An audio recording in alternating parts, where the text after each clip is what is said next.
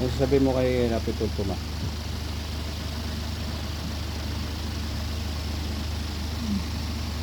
Sir, senior, idol. Hindi na sumasakit ako dito na dito. Kasi dahil disability na at may sakit ako sa puso. May sakit ako sa puso. Hindi na sila natin. Sa biyahe, puro suka ka. Nakailang suka, 5. Hindi na kinakaya ng katawan mo. Parang ramdam ko ng bulo, parang babagsak na ako. Kaya kailangan nagawa ng paraan ng yung malasakit sana. Oo nga. Kaya lang pabalik-balik ka malit. Siyempre, walang pera. Hindi makakagawa.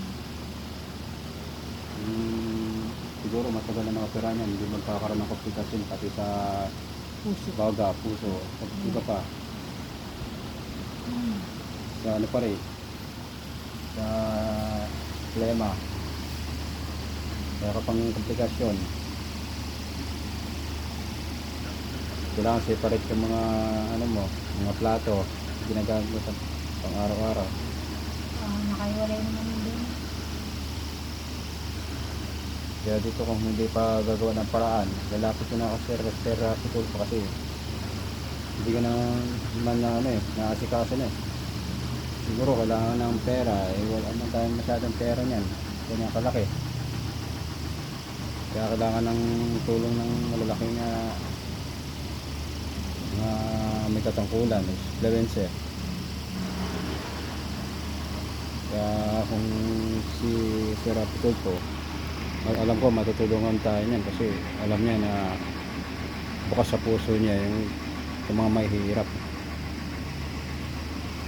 Yan po ang aking mother, may sakit at wala kaming sariling tahanan.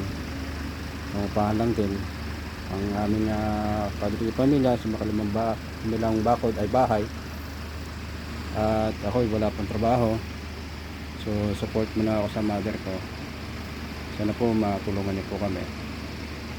Hindi po sa lupa namin, nilalakad ko rin po dahil may mga issue na basta pagkakuha lang ng mga claim ng lupa i-awarding po kami doon.